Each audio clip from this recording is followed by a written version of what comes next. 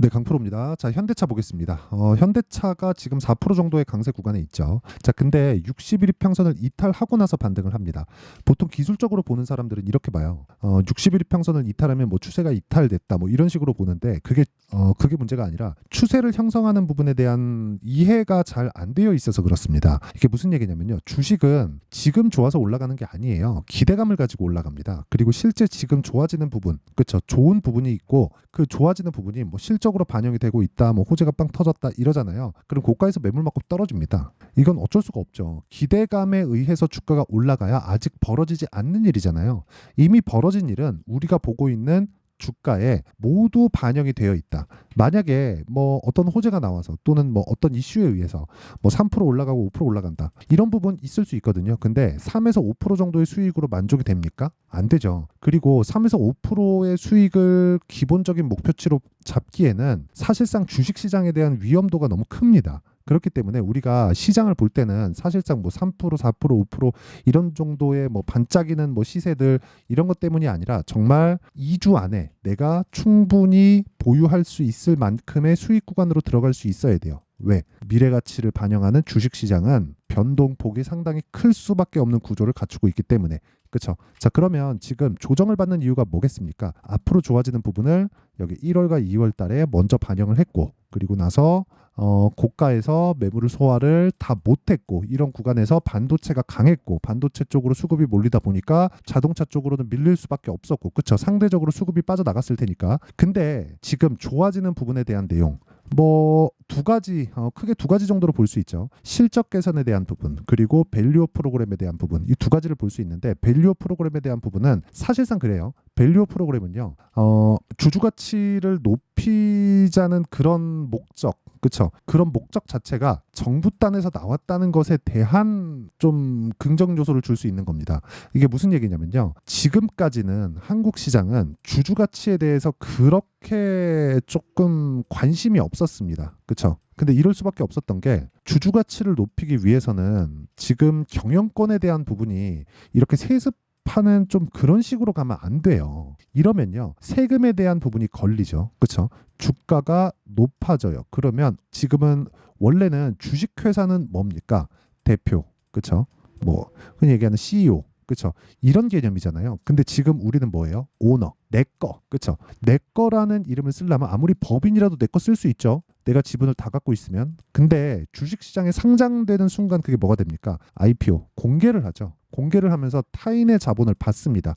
불특정 다수의 자본을. 그러면 당연히 내 게 아닌 거예요. 내가 만들어서 내가 키웠지만 내 게 아닌 겁니다. 그렇죠? 근데 내 게 아닌 부분은 주주들과 이익을 나누는 개념이 있어야 되는데 오너의 개념을 가지고 있으면 그런 개념 자체가 없단 말이에요. 근데 한국은 주식시장에 상장을 했는데도 오너의 개념을 갖고 있었다. 그러면 이 오너의 개념을 내가 내 자식들한테도 물려주기 위해서는 뭘 해야 됩니까? 주가가 오른 게 좋지 않죠. 올라가면 올라갈수록 그 지분에 대한, 그렇죠? 지분 가치가 높아지니까 거기다 세금 매기잖아요. 그렇죠? 세금이 높아지는 그런 구조, 그런 구조를 갖고 있었기 때문이다. 그래서 이 구조를 어떻게 바꿀 수 있을지 그것까지는 잘 모르겠습니다. 하지만 정부 단에서 개인 투자자들의 말을 들어주고 있다는 것만으로도 지금 시세가 나오기는 충분하다. 근데 이런 부분이 우리가 현대차뿐만 아니라 기아차를 함께 봐야 돼요. 기아차를 보면 12월 달에 신고가를 가버렸습니다.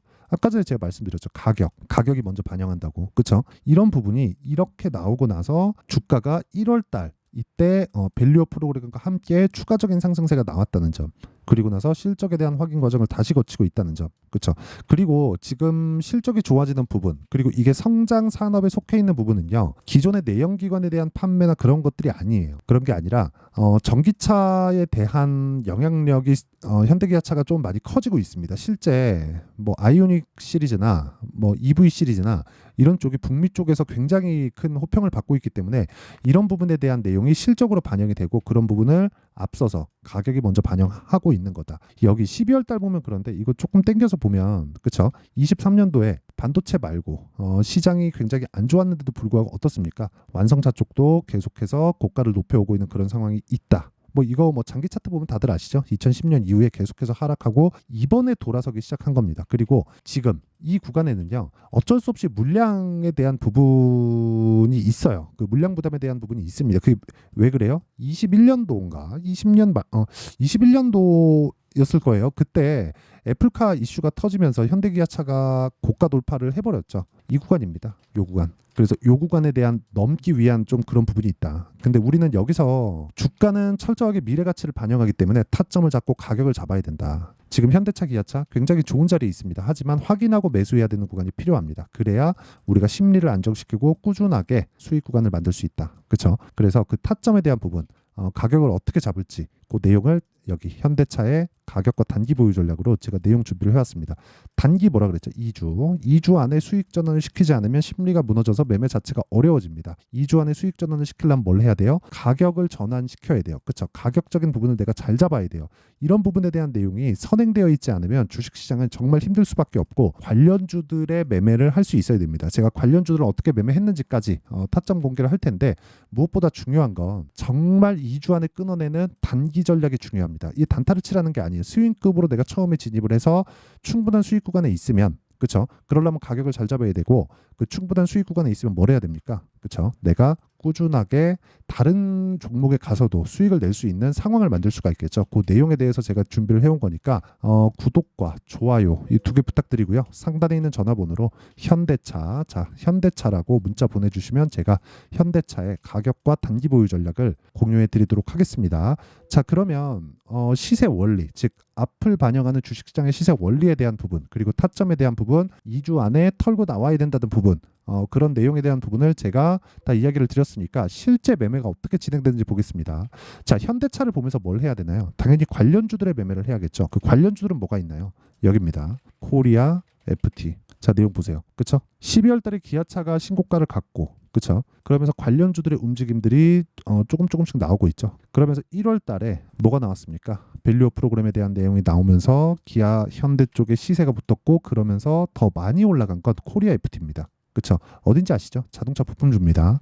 이 부품주들을 제가 어떻게 거래를 했는지부터 그 내용을 먼저 보여드릴게요. 자, 내용 보시면 여기 뭐 JNTC 같은 거 오늘 뭐 27% 정도 올라가서 뭐 큰 폭의 시세 구간에 들어와 있는데 보세요. 정확하게 돌파 구간에 제가 매매한 구간이 있고 뭐 지난주에 제가 이쪽 구간에서 매매하면서 0.5% 정도의 수익밖에 못 봤는데 오늘 같은 경우에는 돌파 구간을 공략한 결과 하루에 20% 넘는 수익 구간에 있다는 점, 이런 부분이 중요합니다. 그리고 이런 부분을 뭐 동일하게 코리아 FT 이 내용으로 보면 어떻습니까? 제가 돌파하는 구간에 계속해서 매수 구간을 이어왔죠. 그런 결과 지난주 금요일 날 15% 정도의 상승 구간, 오늘도 계속해서 보유하고 있다. 그렇죠? 돌파 구간에 매매를 한다는 점이 중요한 거고, 이 돌파 구간에 대한 부분을 여기 소통방에서 다 공개를 합니다. 그리고 여기 보면 4월 8일 시장가 매수, FNS텍, JNTC, 이수페타시 다 반도체 종목들이기는 한데 이런 종목들까지도 내가 매매를 할 수 있어야 돼요. 근데 전부 다 동일합니다. 자, 보세요. FNS테크. 자, 내용 보면 어때요? 돌파 구간에 있죠. 그리고 그 밑에 JNTC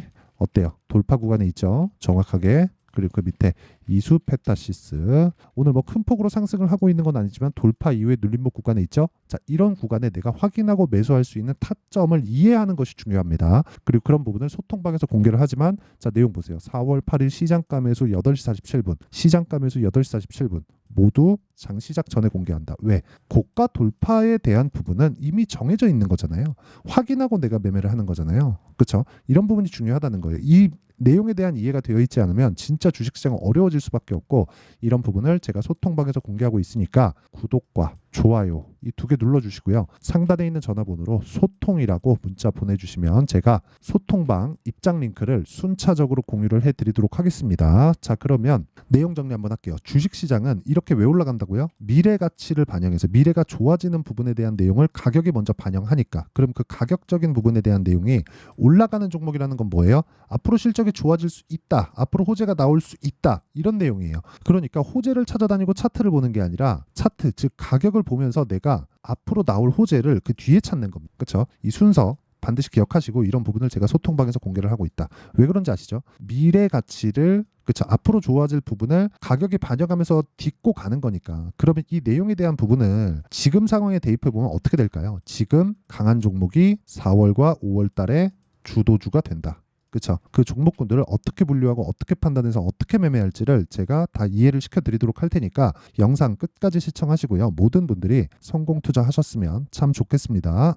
자, 24년도가 돼도 여전히 시장은 녹록지 못합니다. 이런 상황이 벌어지는 건 어쩔 수 없습니다. 이런 상황에서도 수익이 나는 종목들의 구조는 변하지 않습니다. 즉 대시세 종목에 대한 구조는 변하지 않는다는 거고, 실제 제가 소통방에서 지속적으로 이야기를 드리고 있는 내용도 대시세 종목이나 시장 주도주를 공략하는 건 철저하게 가격 분석을 하라고 이야기를 드리고, 가격 분석 이후에는 이슈에 대한 파악, 그리고 이슈를 파악하고 나서는 다시 내가 얼마에 매수할지 그 타점에 대한 부분을 지속적으로 언급을 하고 있습니다.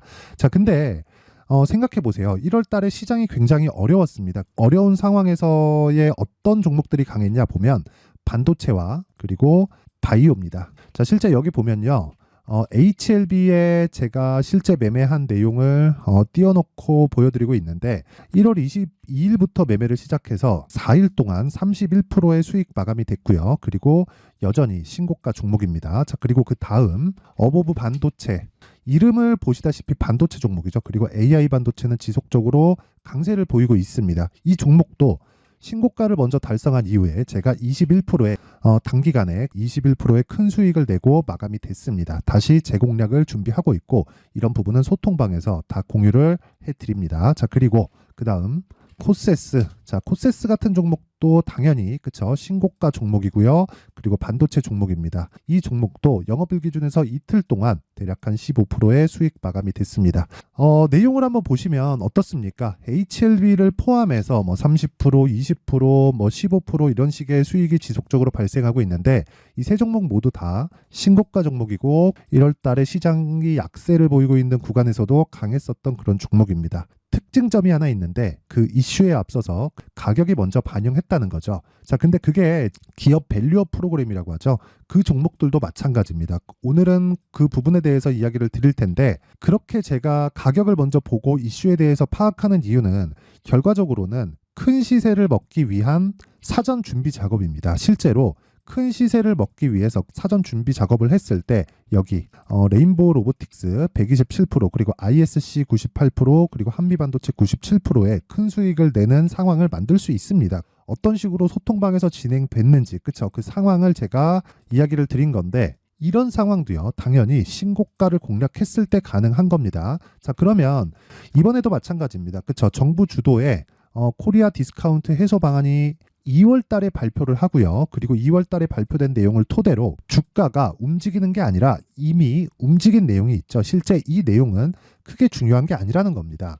실제 움직인 내용을 보면, 자, 기아차입니다. 실제로 12월 달에 신고가를 만들어 놓고 정부에서 입김을 불어 넣으니까 순식간에 기아차를 포함해서 현대차 같은 거대 기업들의 주가가 2주도 채 되지 않아서 40% 정도의 큰 시세를 냅니다. 자, 그러면 우리는 어떤 종목을 봐야 될까요? 이슈를 파악해야 되는 것도 맞지만 철저하게 가격에 맞춰서 매매를 해야 되는 게 당연히 중요합니다. 정부가 주도하는 정책 방향이 있겠죠. 그 방향에 맞춰서 우리가 종목을 찾을 필요가 있다. 자, 그러면 답이 나왔습니다. 정부가 주도하는 방향에 맞춰서 제2의 기아차를 찾는 게 지금은 중요하다. 근데 정부 정책의 방향에 맞게 가자. 그랬을 때 앞서서 제가 보여드렸었던 내용인 여기 레인보우 로보틱스 127%, 그리고 ISC 98%, 그리고 한미반도체 97%와 같은 수익을 낼 수 있습니다. 물론 시간에 대한 부분은 최소 2주의 시간이 필요하고요. 그리고 최장 3개월 안에 끝내야 됩니다. 자, 기아차의 시세를 보셨던 것과 같이 2월 달에 정부 정책의 방향이 결정되고요. 바로 3월 달이면 시행입니다. 자, 그러면 우리는 거기에 맞춰서 당연히 종목을 찾아야 되고, 제가 제2의 기아차를 찾아놨습니다. 제가 아까 전에 소통방에서 이야기를 드렸었던 내용 다 공개를 해드렸는데, 그 내용처럼 종목만 받고 싶다 하시는 분들은요, 상단에 있는 제 전화번호로 대시세, 자, 대시세라고 문자를 보내주시면 정부 정책의 방향에 맞는 종목을 모든 분들에게 무료로 공개를 해드리도록 하겠습니다. 자, 제가 원하는 건 채널 성장이 목적입니다. 자, 그래서 구독과 좋아요 꼭 좀 부탁드리고요. 모든 분들이 정부 정책에 맞는 방향으로 매매를 이어가서 큰 수익 보셨으면 좋겠습니다.